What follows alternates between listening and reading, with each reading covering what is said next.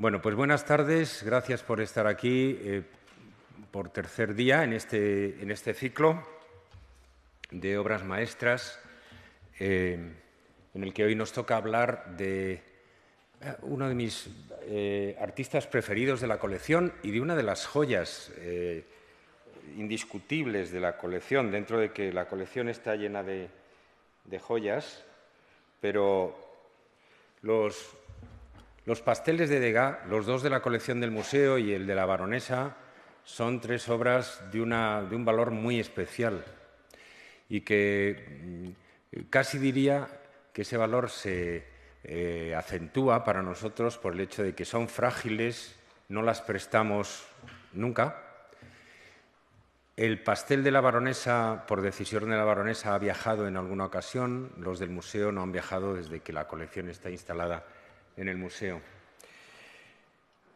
Entonces, hay dos pasteles en la colección del museo. De uno de ellos ya di una conferencia en una ocasión, que es en la sombrerería, ese pastel donde están unas señoras, una de las cuales probablemente es Mary Cassatt, la artista americana y amiga de Degas, probándose unos sombreros en la modiste. Saben ustedes que modiste en francés es la sombrerera, no la modista, como a veces en español confundimos por faux amis, ¿no? Por falsos amigos. Y el otro es este, que fue el primero que se compró y que se adquirió naturalmente en tiempos de Heine. Lo adquirió el último barón Thyssen y cuenta una anécdota Heine de cómo lo adquirió en los años 70. Dice que, bueno, él tenía todavía de asesor a Rudolf Heinemann, que había sido el asesor y el marchante de su padre. Pero desde el comienzo de los años 60, Heine se había emancipado cada vez más de la influencia de este asesor. O le consultaba solo por lo que se refería a la pintura antigua, que era en lo que era experto Heinemann. Y entonces cuenta cómo en una ocasión en Nueva York, en una subasta en Sotheby's,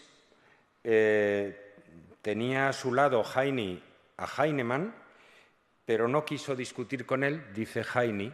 En realidad es una de las típicas bromas de Heine. Heine tenía un sentido del humor muy peculiar y a veces un poco surrealista. Entonces decidió pujar por este pastel sin que Heinemann se diera cuenta, aunque lo tenía al lado. Entonces él hacía discretas señas a la gente de Sotheby's y cuando terminó la subasta dice Heine que Heinemann se quedó estupefacto de ver que el comprador era él, ¿no? Que lo tenía al lado y no había sido consciente de que hubiera hecho ninguna puja.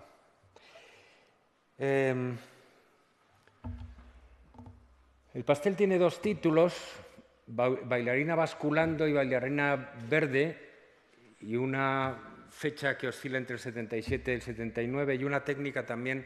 Todo es como ambiguo en esta pintura, ¿no? El título, la fecha, la técnica, todo. Bueno, veremos luego que en Degas es muy común la multiplicidad técnica, ¿no? Hay piezas para las cuales la descripción de la técnica utilizada puede ocupar 6, 7, 8 líneas, porque se trata de carboncillo, pastel, gouache, pintura a l'essence, pintura a la esencia, pintura a la cola, y así sucesivamente. Sobre papel, papel pegado a cartón, cartón pegado a lienzo, y así sucesivamente, ¿no?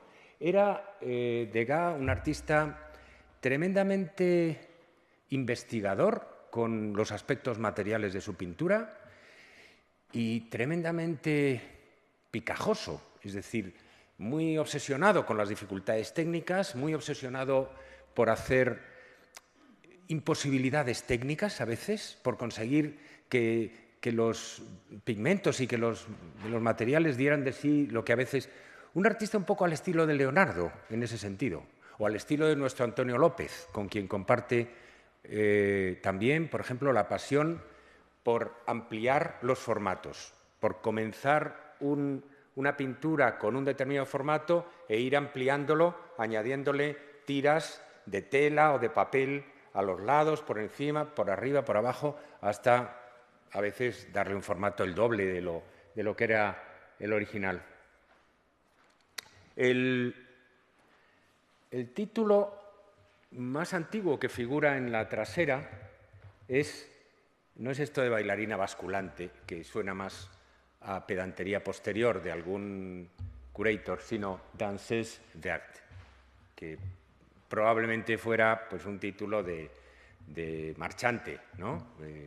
No hay que conceder demasiada importancia a los títulos de las obras de arte, excepto cuando nos consta que han sido títulos concedidos especialmente por el artista, porque en un número abrumador de casos los títulos vienen de los mediadores, vienen de los intermediarios, vienen a veces de los amigos del artista, a veces de los críticos, a veces de los marchantes, a veces de los conservadores de museos, y ninguno de estos especímenes están completamente autorizados a determinar cuál es el mejor título para una pieza, ¿no?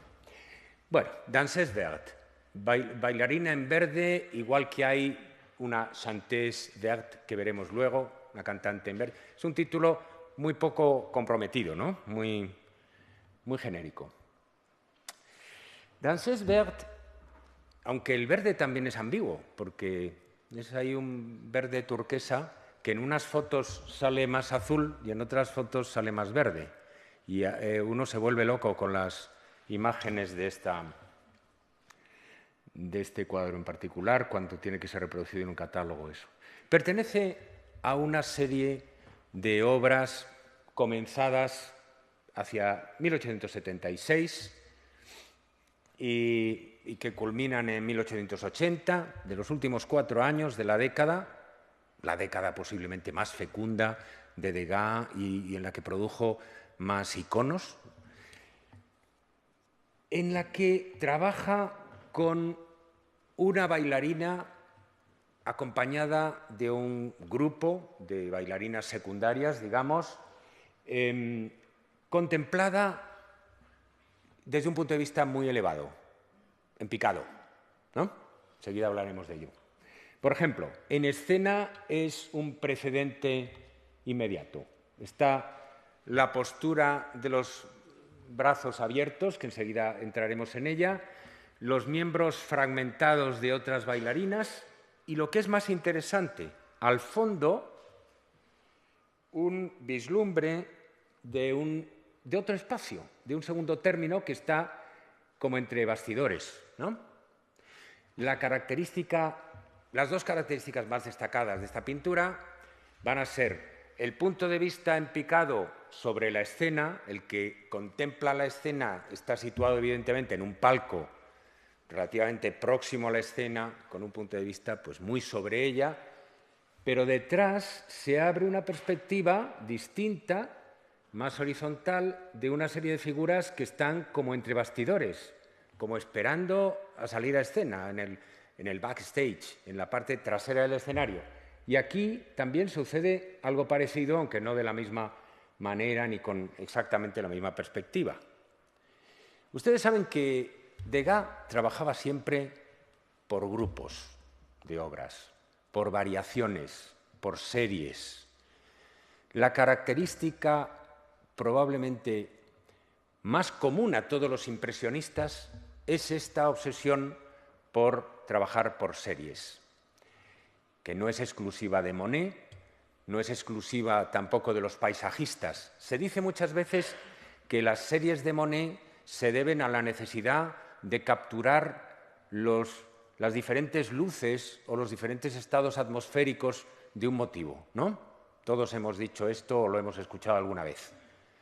Pero en Degas no existe esa necesidad de captar una variación atmosférica porque se trata de interiores. Y, sin embargo, ahí está la misma pulsión por darle vueltas a un motivo en incesantes variaciones. Dibujos, pasteles, óleos, ahora retomándolo desde un punto de vista más próximo, más lejano, con un formato mayor, menor, con variaciones. ¿Qué significa esto de la serie o del grupo de variaciones? Significa algo muy central en la pintura moderna, que ha sido en general trivializado en el impresionismo. Significa la crisis del concepto de obra maestra. En la etapa anterior, y todavía para los pintores académicos en esta época, las variaciones, los esbozos, los bocetos, los estudios, formaban parte de la fase preliminar, ¿no?, de la creación de una obra de arte. Todas esas variaciones estaban permitidas siempre que se las confinara al estudio. Eran materiales de trabajo para dentro del estudio. Y lo que tenía que salir de ahí, una vez retirado, digamos, el andamiaje y una vez localizado cuál sería la composición más acertada, sería la obra maestra única, que se exponía en el salón, que se instalaba en el palacio que fuera. Los impresionistas renuncian y detrás de ellos toda pintura moderna, a esa noción sagrada de la obra de arte singular, de la obra maestra singular. Y lo que sustituye a la obra maestra singular es la investigación en curso. Cuando uno hace una exposición de Monet, por ejemplo, hombre, ya sé que hay algunos iconos, hay algunas pinturas icónicas que desde luego el público recuerda mejor que otras. Impression Soleil Levant, impresión salida del sol. Pero la recuerda porque, bueno, porque se han hecho muy populares por circunstancias, pero no tiene nada que la singularice como una obra maestra distinta de otras. Es como otro estudio, como otra investigación. Y lo que a uno le interesa en Monet es mostrar la serie de variaciones en torno a un motivo.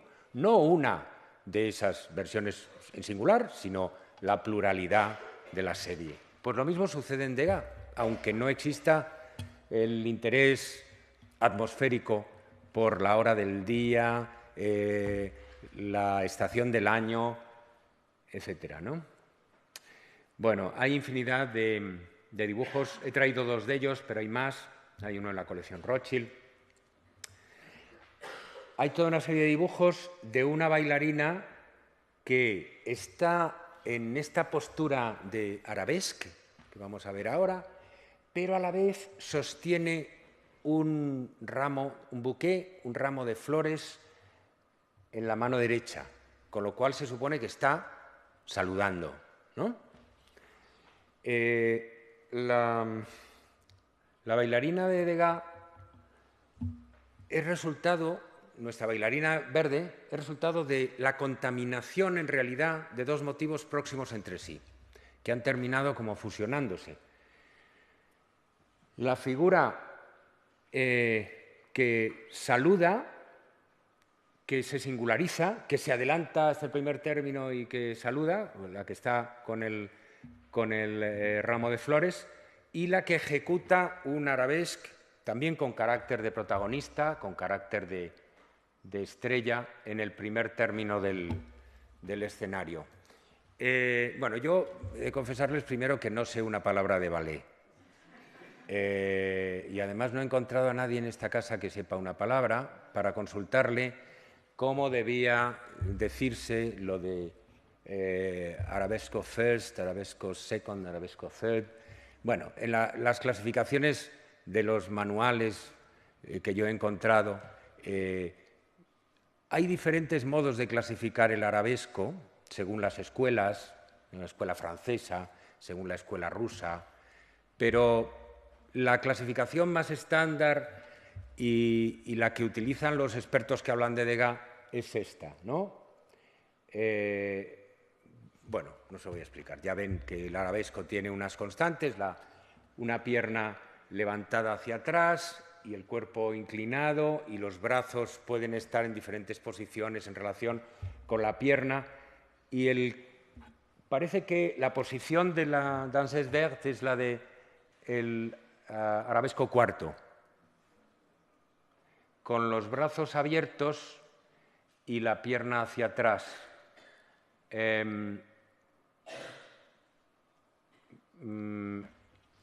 Degas ejecutó también toda una serie de estatuillas, modeló toda una serie de estatuillas de arabescos. Este no es el mismo arabesque, pero ejecutó toda una serie de estas que están relacionadas, desde luego, con sus estudios de pastel, con esa velocidad, con esa capacidad de captación como escenográfica para captar el movimiento, para captar la flexibilidad de la anatomía, y anotó esos arabesques en sus incesantes visitas a la ópera.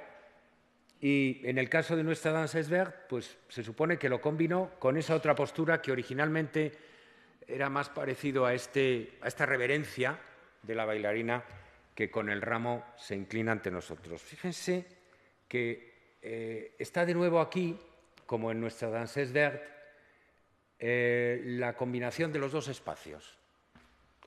El espacio en primer término, aquí no está tan acentuado el picado, la vemos más desde un punto de vista más a su nivel, pero hay un primer espacio que es el del escenario propiamente dicho, y luego en un segundo término aparecen unas bailarinas que o bien están esperando entrar en escena o bien están esperando a participar en la acción del front stage, de la parte más adelantada del escenario, pero que están ahí retiradas, que pertenecen a otro.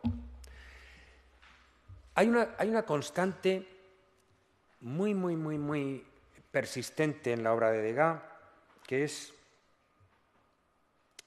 el interés por eso que se llama el backstage, por lo que pasa entre bastidores o lo que pasa fuera del escenario o lo que pasa en los momentos que no son el momento de la actuación en la danza o en el teatro. Quiero decir, aunque Degas asistiera a la ópera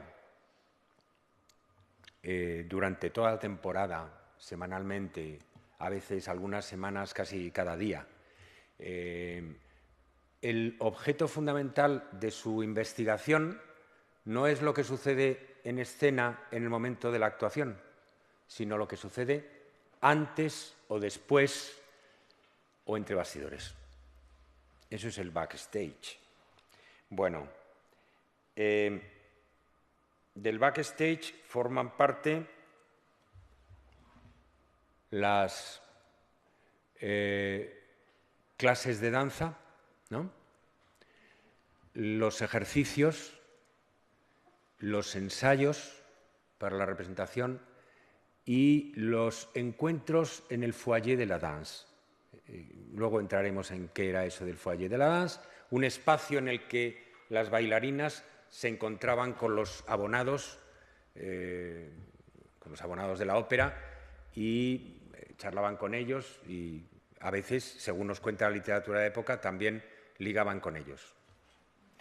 Hay toda una serie de pinturas de Degas, tanto óleos, bueno, en ninguna pintura he señalado el autor cuando es Degas, y he abreviado la indicación técnica OL, naturalmente es óleo sobre lienzo. Hay toda una serie de pinturas de los años 70, del final de los años 70, donde, igual que en nuestra bailarina en verde, se combina, digamos, un espacio más de front stage, de primer término, de un escenario que está casi al alcance de la mano, con un backstage, con un espacio de un fondo donde las figuras se disponen más horizontalmente.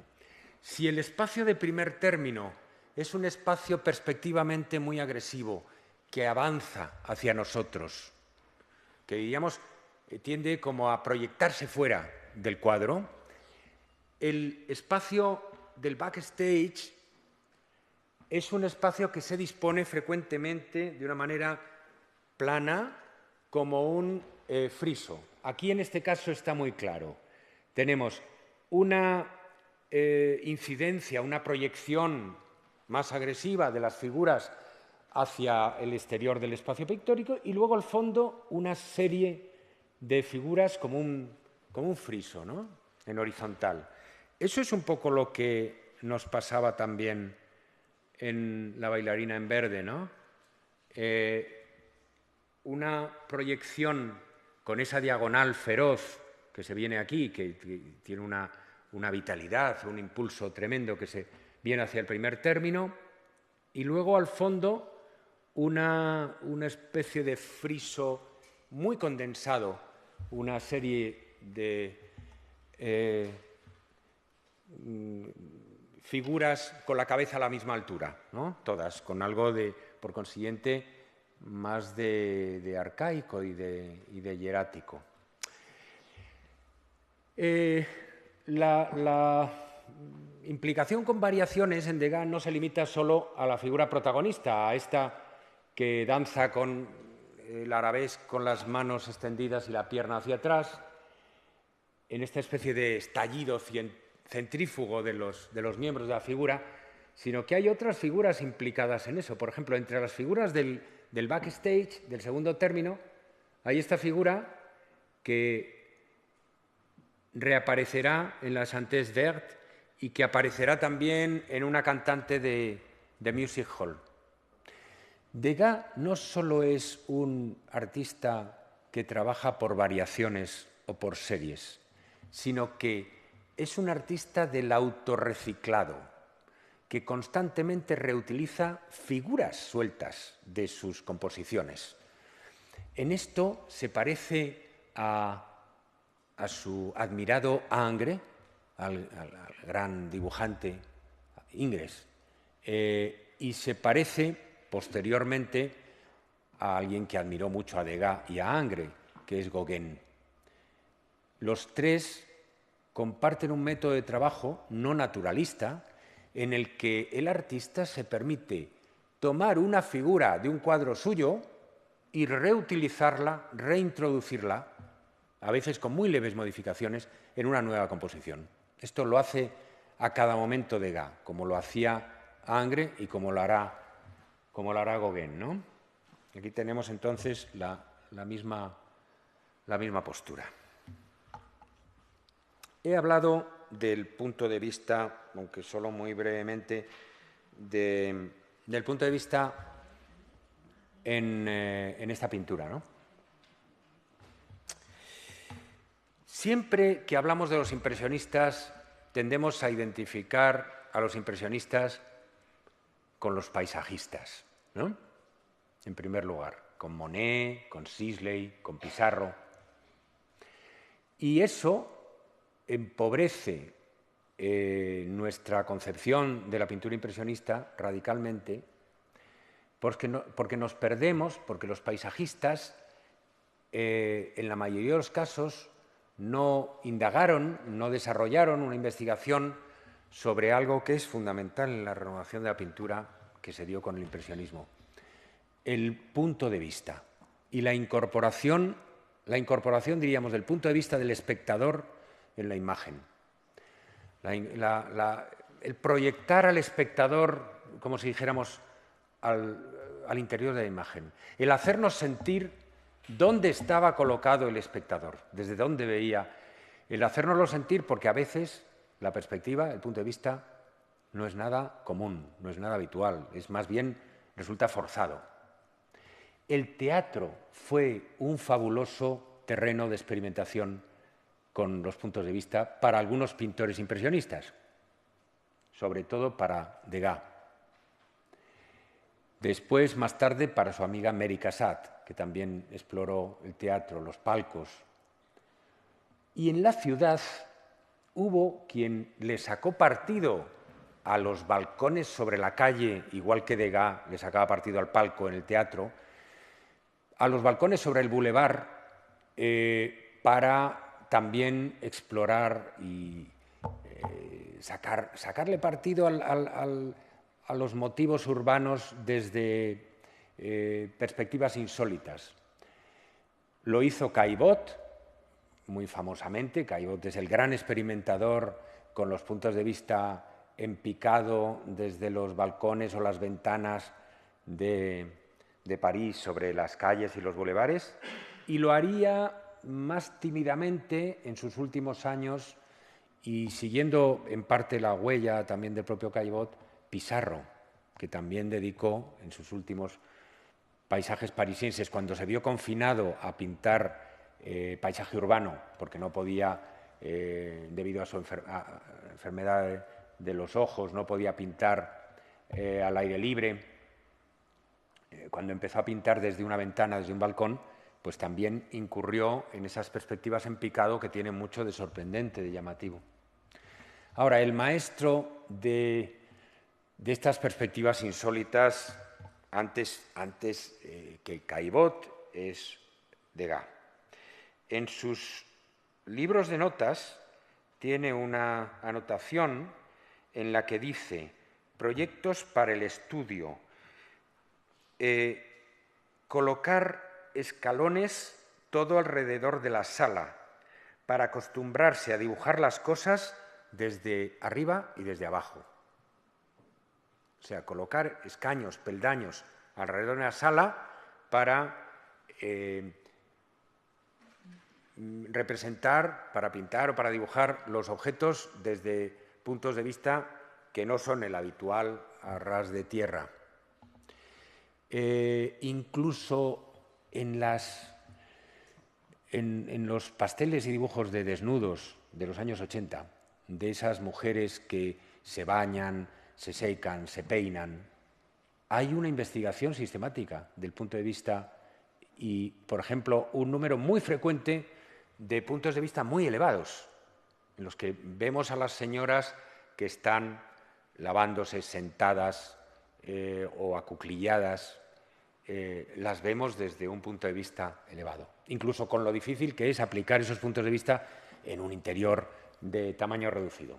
Ahora, el terreno donde Degas practicaba esta investigación con la mayor brillantez y el mayor virtuosismo era en el teatro.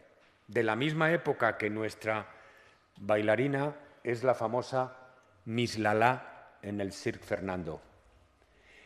Miss Lala, aunque probablemente se llama Miss Lola, hay 2 o 3 apariciones en el catálogo de una exposición impresionista y en un texto de Huysmans, el literato y crítico de arte, donde esta señora se llama Miss Lola, no Miss Lala. Pues esta era una acróbata mulata que se hacía izar sujeta por los dientes a una cuerda hasta lo alto de la bóveda del Circo Fernando, ¿no?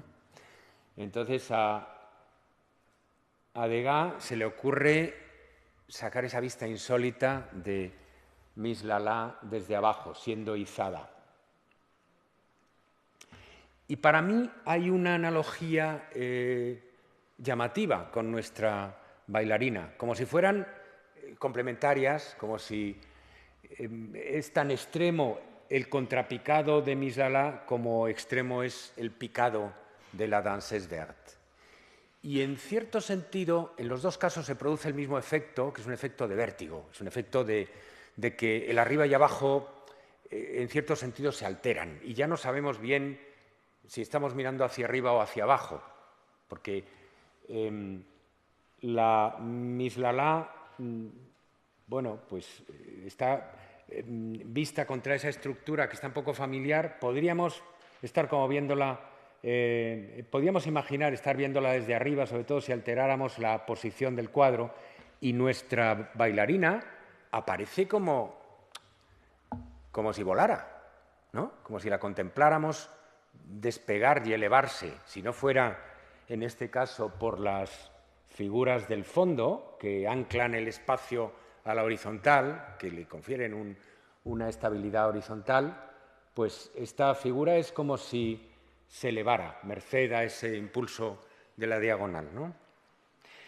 Es muy divertido esto de mencionar el vértigo a propósito de Degas, porque Degas es un pintor propenso a producir esta sensación de vértigo, precisamente por su investigación muy atrevida de los puntos de vista. Pero hay una anécdota de Degas que sale de la exposición de las ninfeas de Durand-Ruel lo cuenta un marchante y coleccionista, René Jampel. Degas visita la exposición de Monet de sus ninfeas en Durand-Ruel en 1900 y le manda una nota a Monet y le dice: «No me he quedado más que un segundo en la exposición de usted porque sus cuadros me han dado vértigo». Le dice, para molestarle, evidentemente, ¿no? Para incordiarle, porque no era exactamente un elogio, ¿no? Pero él, a pesar de su empeño por convencernos de que es un clasicista, Degas, digo, es el más propenso al vértigo, a producir vértigo en el espectador, ¿no? Con la sensación de vértigo que puede producir la Danseuse Verte, como lo produce Miss Lala, viene asociado una segunda característica que a mí siempre ha sido lo que más me ha chocado y me ha fascinado de la Danseuse Verte. Vamos a ver, ¿cuántas figuras enteras vemos ahí? Todo lo que vemos es una serie de miembros sueltos, es como un gran despedazamiento, ¿no? Es como si una serie de brazos y de piernas salieran disparados en todas direcciones con un fuerte impulso centrífugo, ¿no? Van hacia afuera, como si hubiera habido es como una explosión de piernas y de brazos. A la dueña de esta pierna no la vemos, esta otra tampoco. Bueno, esta la vemos, pero está separado de ella, la pierna, como lo está esta otra trasera, ¿no? Entonces, hay un estallido de miembros, de una fragmentación anatómica tremenda. Esta es otra de las especialidades desconcertantes y shocking de Degas, la fragmentación anatómica. Fragmentación y reorganización o recombinación anatómica. O sea, hago estallar, rompo el cuerpo en una serie de pedazos y los reorganizo de acuerdo con un criterio que no es el natural. Un autor destaca sobre el muy naturalista y aparentemente relativamente convencional comparado con otras pinturas posteriores de Degas, La Orquesta de la Ópera, de 1868, escribe un autor que en este cuadro se produce un shuffling, un revolverse, un reordenarse, un barajarse las partes del cuerpo humano. Ustedes saben que con los reproductores de música hay esa opción que es el shuffle, que es cuando las canciones se ordenan aleatoriamente, ¿no? Entonces, en vez de sonar en el orden de una playlist, uno lo que quiere es oírlas en cualquier orden, en otro orden distinto. Pues ese shuffle es lo que pasa aquí. ¿Y en qué sentido pasa en la Orquesta de la Ópera? Porque ahí no están aparentemente, no está despedazados los cuerpos. Dice este autor que en este caso se trata del cuerpo humano colectivo, que es la orquesta y el cuerpo de ballet. Y dice, las piernas del cuerpo aparecen en lo alto. Las piernas suelen ir abajo, pero en este caso están colocadas todas arriba. Y, por cierto, que de esos cuerpos no vemos mucho más que las piernas. Después aparecen las cabezas en el medio y los troncos están abajo. Esto es una reorganización del cuerpo. Las bailarinas en la obra de Degas aparecieron por primera vez así, como fondo en sus pinturas de la Orquesta de la Ópera. Y es muy curioso cómo antes hablábamos de la dicotomía entre el front stage y el backstage, entre el escenario de primer término y la parte trasera del escenario entre bastidores. Esa dicotomía ya estaba aquí, ¿no? Entre el espacio oscuro de la orquesta con figuras de gran volumen y aquel otro mundo del escenario retirado, iluminado, como fantástico, de las bailarinas en escena, ¿no? La distorsión y reorganización anatómica en Degas tiene formas, cobra formas verdaderamente excéntricas. Un solo ejemplo, que es un ejemplo muy conocido, que no me he inventado yo, que se conoce desde hace mucho tiempo, pero que merece la pena recordar. Las famosas bailarinas practicando en la barra. Bueno, las famosas bailarinas practicando tienen al lado una regadera que se utilizaba en los lugares donde se practicaba el ballet para humedecer el parqué y evitar que se levantara polvo, ¿no? ¿Para qué la utiliza Degas?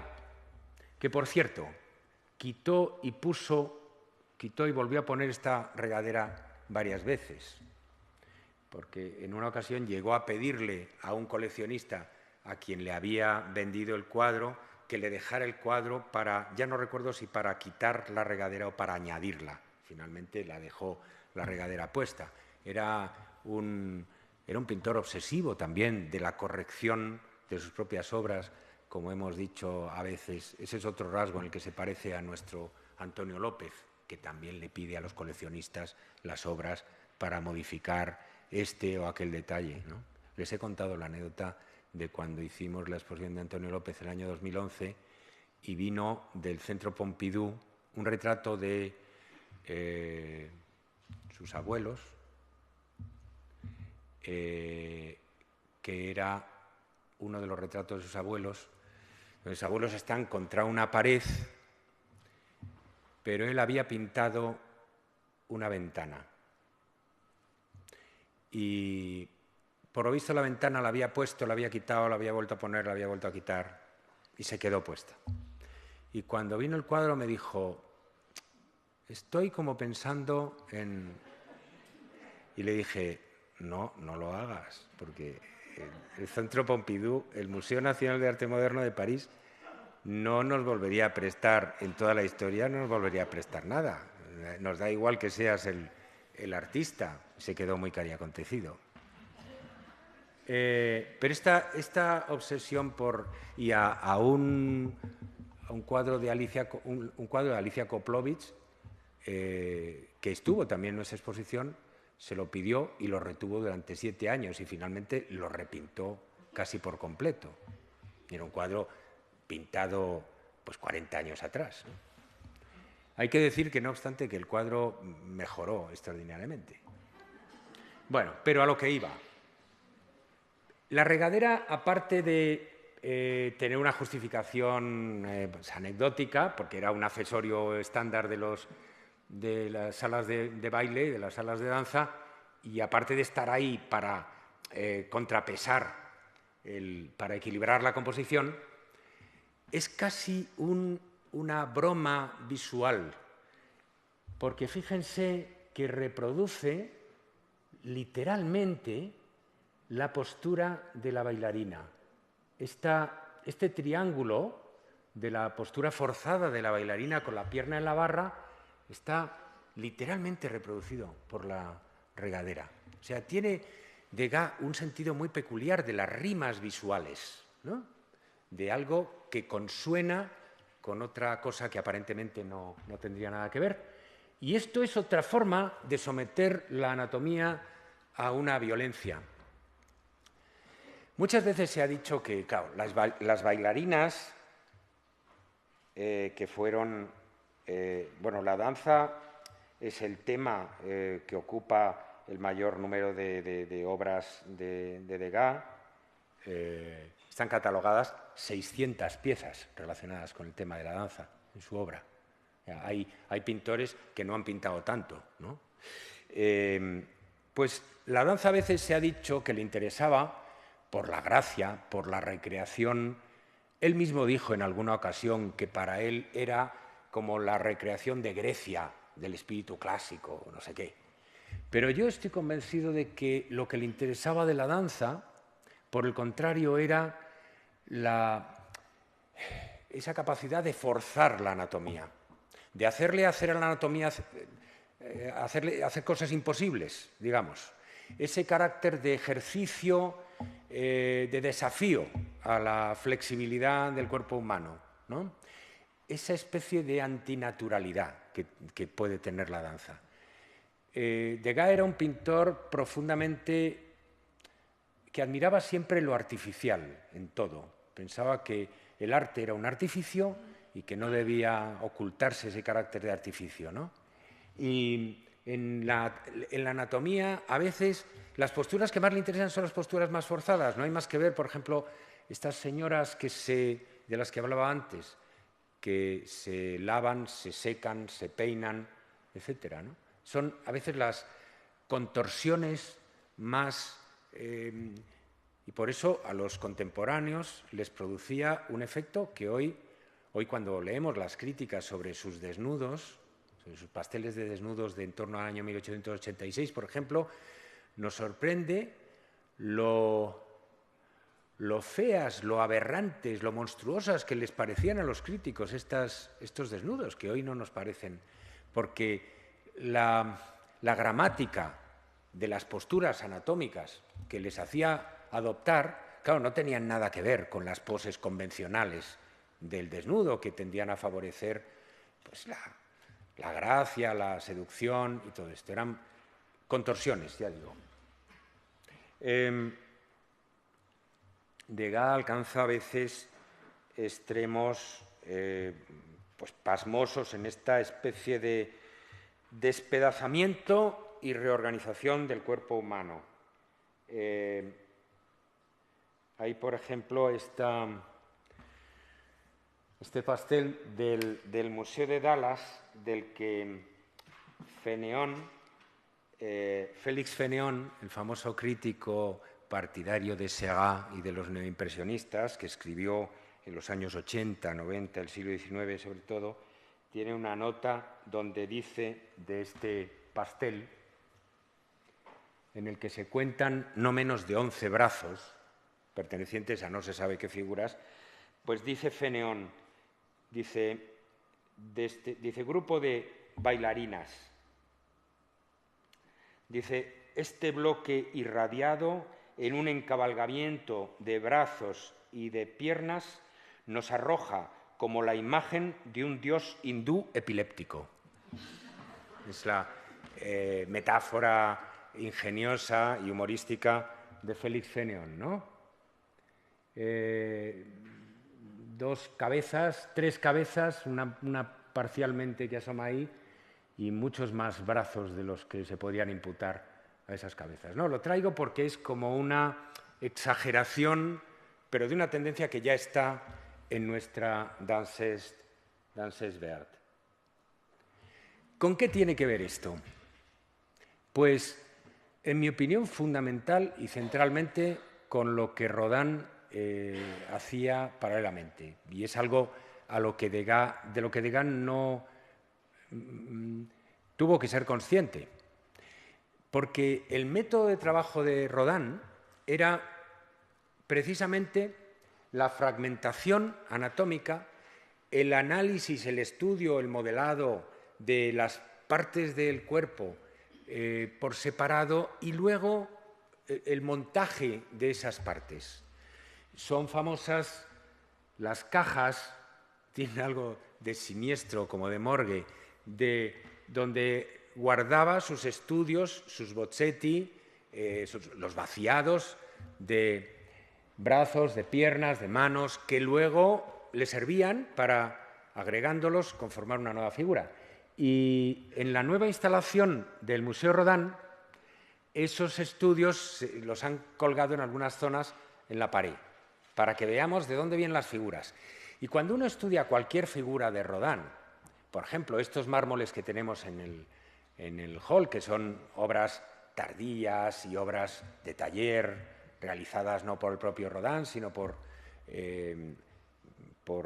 ayudantes de su taller supervisados por el maestro, en cuanto empezamos a investigarlas nos damos cuenta de que esta figura procede de tal grupo y esta otra figura de tal otro, y a veces incluso un miembro procede de una escultura anterior y otro miembro de otra.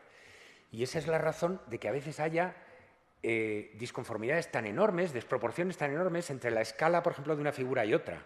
Porque Rodin, por ejemplo, combina una figura de pequeña escala con otra mayor. Ha cogido dos escayolas, ha cogido dos bozzetti que tenía en barro y los ha combinado, le ha gustado el resultado y se lo ha pasado a sus ayudantes para que hicieran con eso una... Entonces es un procedimiento como de collage, como de montaje. Cuando Matisse empiece a hacer escultura, su primera obsesión será romper con este método de fragmentación y recombinación rodiniano. La obsesión de Matisse será ir a la totalidad y encontrar la armonía total de una figura y no trabajar por el fragmento, combinando fragmentos, sino... Entonces, de ahí el énfasis de Matisse siempre, bueno, en la unidad de una figura, aunque sea a costa de simplificarla, claro, hasta el extremo. Nuestra danseuse verte, aparte de todas estas manipulaciones a que somete el espacio, la figura humana, tiene un enorme poder evocador, sugestivo, metafórico. Es una obra enormemente poética. Antes les decía que parece que la figura vuela, ¿no? Aunque la estamos viendo desde arriba, por esto de que Degas altera el arriba y el abajo, se diría que el escenario es como una rampa de despegue y que la figura se desplaza ingrávida.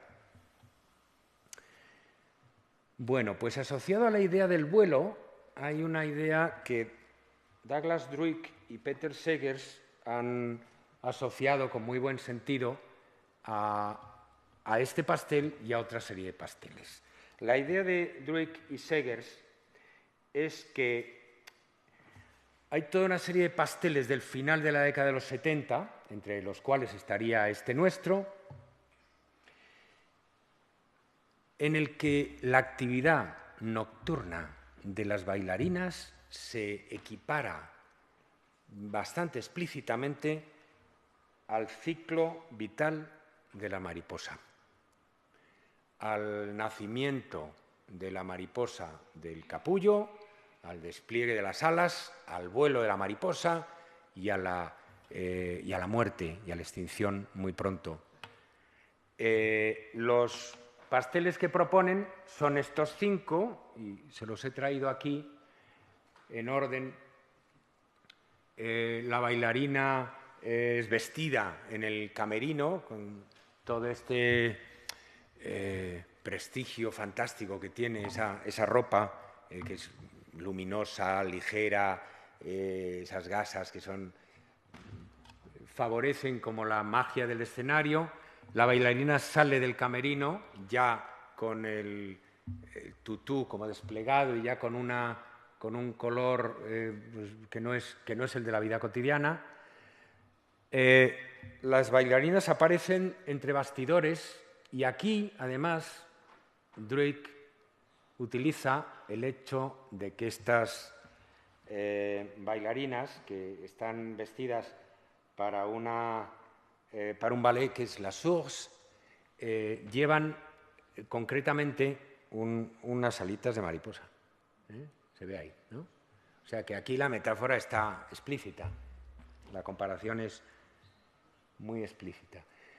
El pastel de la danseuse verte sería el vuelo, el pleno vuelo de la mariposa, y finalmente, bajando el telón de 1880, el telón cae cuando todavía están ahí moviéndose, produciría la impresión de las pobres mariposas ya, pues cuando están, sobre todo las palomecas, ¿no? Las polillas, revolviéndose en el suelo, circulando por el suelo, extinguiéndose, caídas.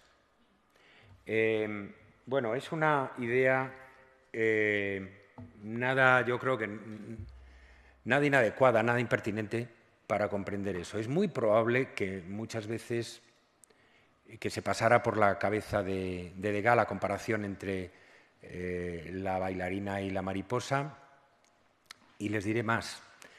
Degas compara expresamente el polvo del pastel con el polvo de las alas de las mariposas, porque el pastel tiene esa fragilidad de que no está adherido no tiene un adherente que los sujete al soporte y se adhiere casi mágicamente, pero desgraciadamente también con mucha facilidad se desprende del soporte y tiene por consiguiente esa ligereza y esa fragilidad y esa intensidad de color de los pigmentos de las mariposas, que apenas las cogemos, nos manchan las manos y se pierde, ¿no? Eso tiene una cosa de intangible, de que solo puede ser contemplado, pero es demasiado delicado para pretender atraparlo, para pretender agarrarlo.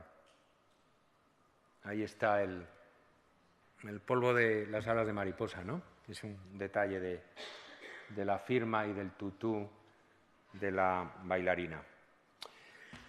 Voy a terminar volviendo un poco a la reflexión sobre el espacio trasero, el backstage, del que hemos empezado a hablar un poco al principio.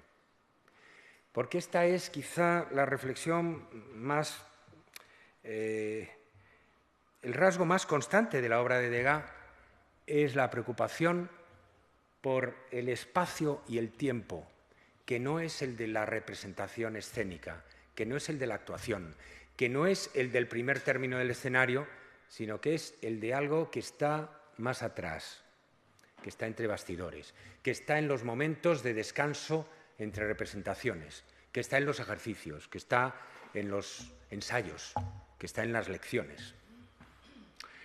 Degas comenzó pintando bailarinas en esas orquestas de la ópera del final de los años 60, donde aparecen al fondo, pero cuando por primera vez adopta el tema de la danza como el tema central de su cuadro, lo hace centrándose en esos momentos que no son el de la actuación final. El momento de la clase de danza con el maestro que toca el violín y examina a las alumnas, por ejemplo. Hay una alumna, suele haber una alumna que es protagonista, que está siendo examinada, y otras que están o bien aburridas, distraídas o haciendo ejercicios. Y otro momento de los primeros que representa es el foyer de la danse. El foyer de la danse es ese espacio, les he dicho, trasero, esa trastienda donde las bailarinas se pueden encontrar con sus abonados. Las bailarinas, los abonados y las madres de las bailarinas. Hay mucha literatura sobre hasta qué punto Degas prestó oídos, prestó atención a la reputación, a la mala reputación de los foyers de la danza, el de la ópera de Garnier, ante todo, porque supuestamente serían mercados de carne, porque los abonados de dinero irían allí a capturar a las ratas, las bailarinas adolescentes, jovencísimas, y convertirlas en sus amantes. Y las madres llevarían a sus hijas para prostituirlas. Toda esta literatura espesa y oscura, que este tema que fue muy frecuentado por la literatura naturalista de los años 70, yo creo que es ignorado por Degas. Quizá en algún momento podría haber algún pastel, algún estudio en el que podíamos sospechar que un abonado, que la conversación de un abonado con una madre de una bailarina puede tener un eco, una resonancia de este tipo. Pero Degas es muy poco anecdótico. Estos asuntos le interesaban a los pintores de género de la época, a los pintores del término medio, que no eran ni académicos ni modernos, les interesaba mucho estas historias. A Degas le interesa sobre todo lo que es visualmente interesante, más que ese tipo de anécdotas de la trastienda, como digo. La ópera de la Rue Le Pelletier no es naturalmente la ópera del Palais Garnier, que es la que conocemos. Esta era la antigua ópera de París, que fue destruida por un incendio devastador en el 75. Pero era la ópera a la que verdaderamente Degas había sido muy aficionado y siguió siendo y siguió representando espacios del foyer de Le Pelletier incluso cuando había desaparecido. Pintando tantas veces las clases de danza, por ejemplo, en torno a las dos pinturas más ambiciosas, más complejas que Degas haya pintado jamás sobre la danza, son estas dos, de Orsay y el Metropolitan, en torno al 74.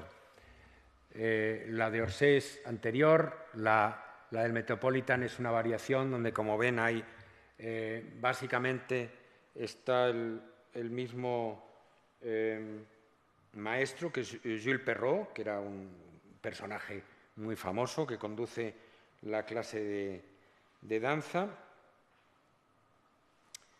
Hay un cartel de la ópera de Guillermo Tell de Rossini ahí. Y luego hay variaciones tanto en el escenario, en el ambiente, en la arquitectura, como desde luego en las figuras, ¿no? Que algunas de ellas han cambiado drásticamente. Este sigue siendo el escenario de la ópera de la Rue Le Pelletier, aunque para el año 76 ya había desaparecido. A pesar de que durante muchos años la mayoría de las escenas de Degas tuvieran que ver con esos espacios traseros, con el foyer en particular, Henri Loiret descubrió hace unos años que Degas no disfrutó de los privilegios de los abonados, es decir, no tuvo acceso al foyer de la danza hasta 1883. O sea, lo divertido de esto es que se lo inventó todo. Sabemos que al comienzo de los años 80 solicitó a un abonado una recomendación, todo esto lo ha descubierto el antiguo director del Louvre y que es el mayor especialista en la obra de Degas, Henri Loiret, como digo.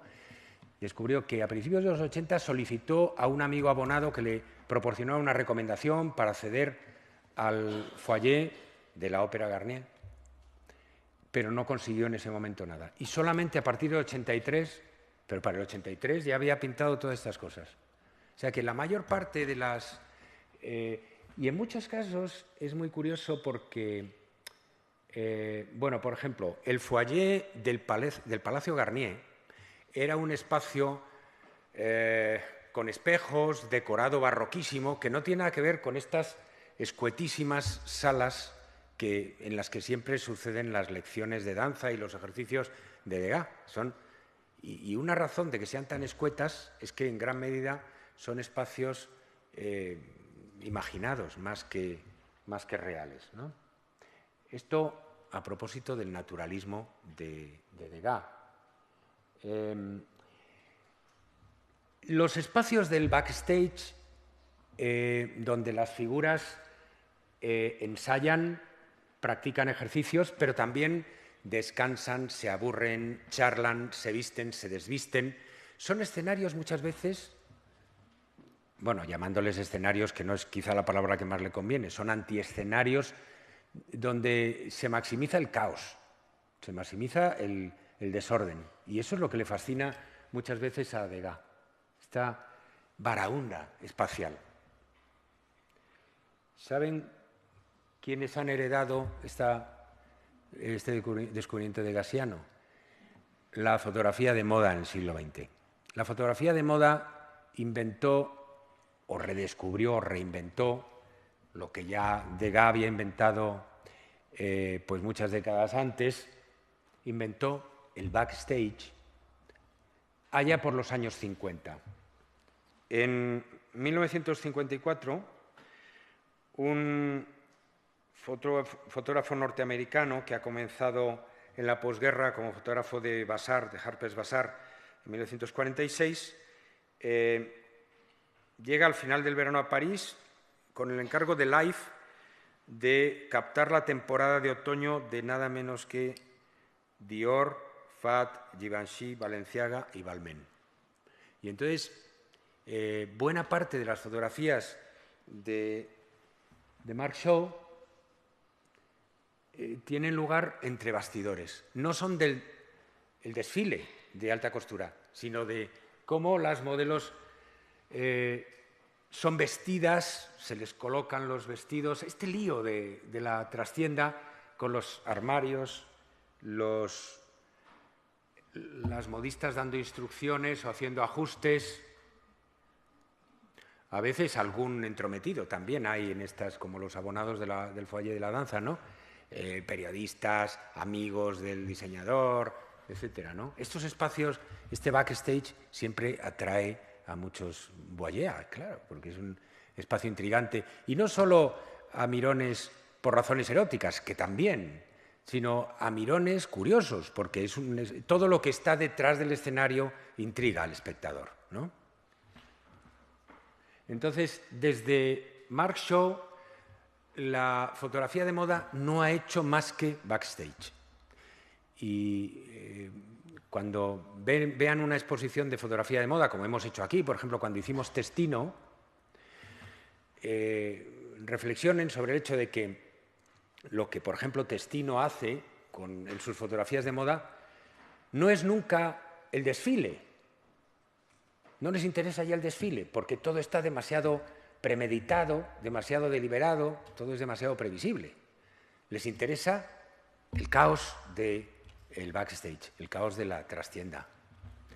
Y, naturalmente, la fotografía de moda se ha inventado un backstage artificial y fantástico. O sea, los fotógrafos escenifican el backstage, el imaginario, ¿no? Y dicen, vamos a poner aquí, y llegan, como llega Testino, a fotografiar a una modelo en el retrete, sentada en el retrete, que ya es el extremo, digamos, deshonroso del backstage, ¿no? El ir con la cámara hasta el retrete. Bueno, la idea de eso es de Degas. Pero a Degas no solo le interesa la trastienda por la trastienda, lo que hay detrás del escenario, por esta curiosidad morbosa le interesa el ejercicio, le interesa el ensayo, le interesa la disciplina del artista que no tiene al público delante. Yo estoy convencido de que Degas experimentaba fobia hacia el público. Por ejemplo, es sabido que rehuía las ocasiones de exponer su obra. Rechazaba, por razones de principio, exponer en el salón.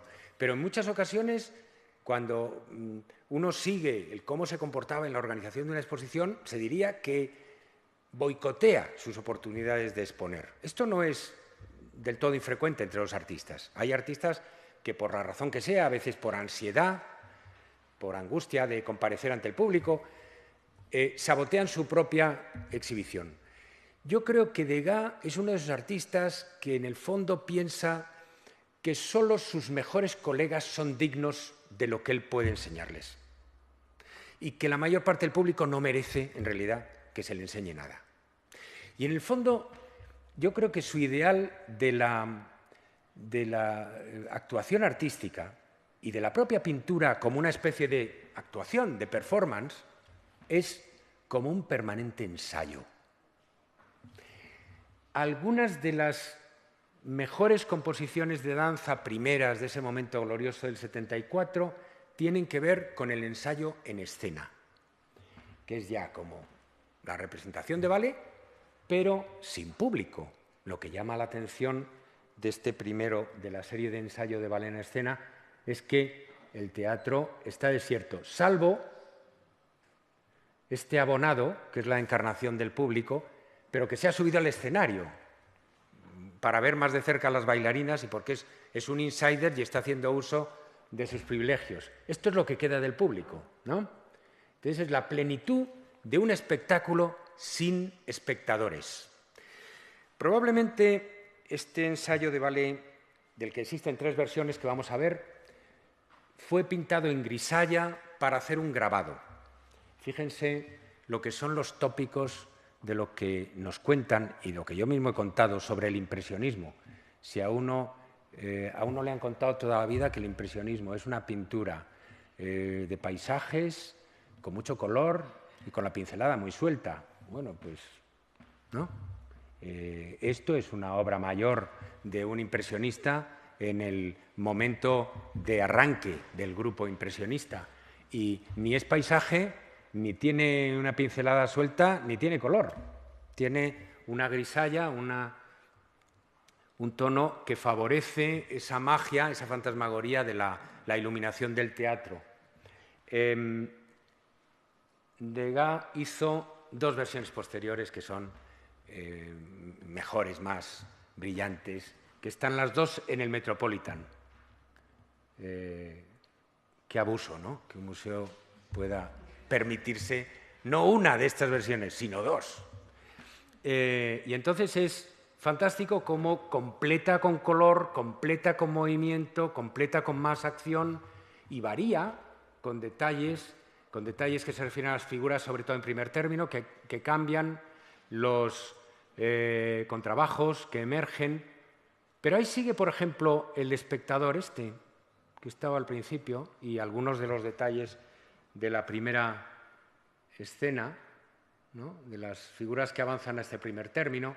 Las bailarinas estas del segundo término están variadas.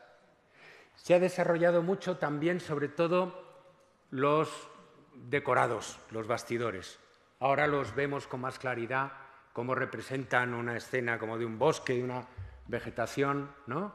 Ese elemento ilusionista, fantástico.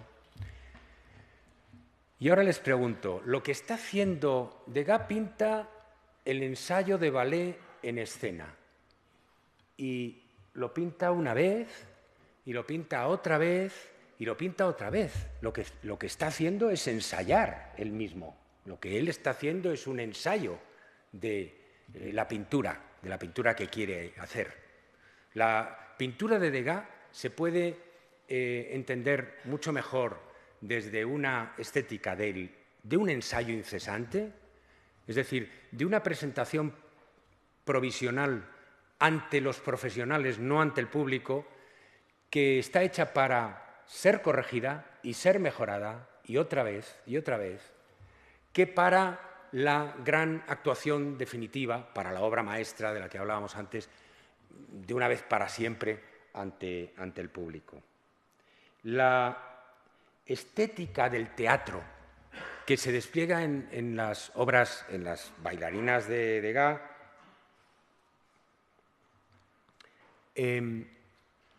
puede ser entendida como una alegoría de cómo veía el propio Degas el oficio de pintor, de cómo entendía él el oficio de artista, en el fondo.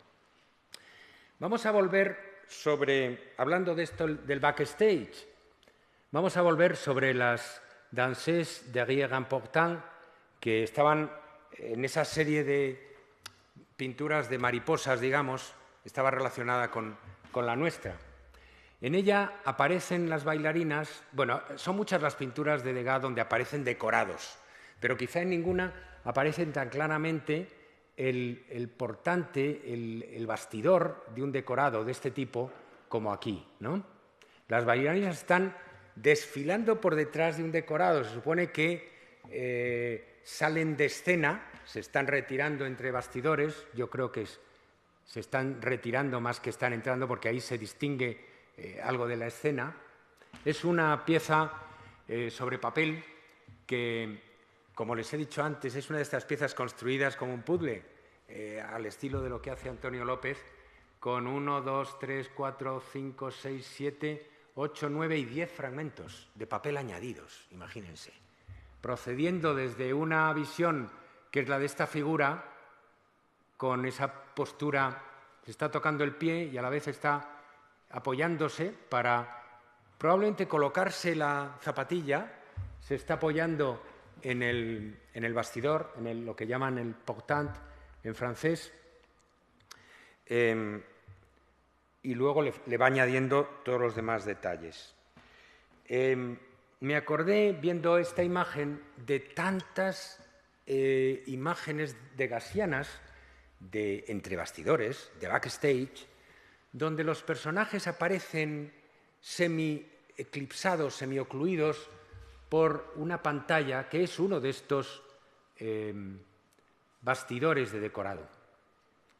Es muy curioso porque casi siempre él presenta a los personajes como un sándwich entre una imagen pictórica deslumbrante, que es la cara buena del decorado, la cara que se ve, esta vegetación ahí fantástica, y una cara oscura que es la parte trasera del decorado, la parte trasera del bastidor, ¿no?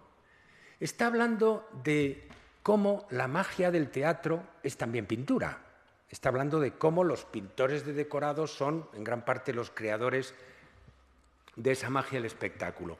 Y él juega, digamos, a la pintura sobre pintura. Cuando hace este tipo de fondos, de bosques ahí entrevistos de decorados de óperas, está jugando como a hacer pintura sobre algo que ya de suyo era pintura originalmente. Viendo el bastidor de las bailarinas detrás del portant, me acordé, claro, de la parte trasera de otro bastidor, ¿no? En los años 50, cuando Degas estaba en Roma, pintó su única referencia, la única referencia en su obra Las Meninas de Velázquez, que es esta variación de las meninas, que por cierto no había visto todavía, porque Degas no vendría a España y no visitaría el Prado hasta 1889, o sea que más de 30 años después, pero vio en algún grabado, en alguna reproducción, e hizo sobre ella una fantasía romántica. Esto, bueno, se parece bastante, recuerda bastante, por ejemplo, a ciertos pequeños formatos de Delacroix, y es como una historia inspirada en cómo se imaginaba él que sería la corte de Felipe IV, ¿no? Y la vida del artista. Pero la idea sería esta. Para Degas, en el fondo, ese mundo entre bastidores le fascinó, entre otras razones, porque le recordaba al mundo del estudio, al mundo de la academia de arte, al mundo de estar entre los materiales artísticos, entre los caballetes, entre los lienzos, todavía no con el público, entre profesionales, preparando, ejercitándose, ensayando incesantemente la obra de arte. Muchas gracias.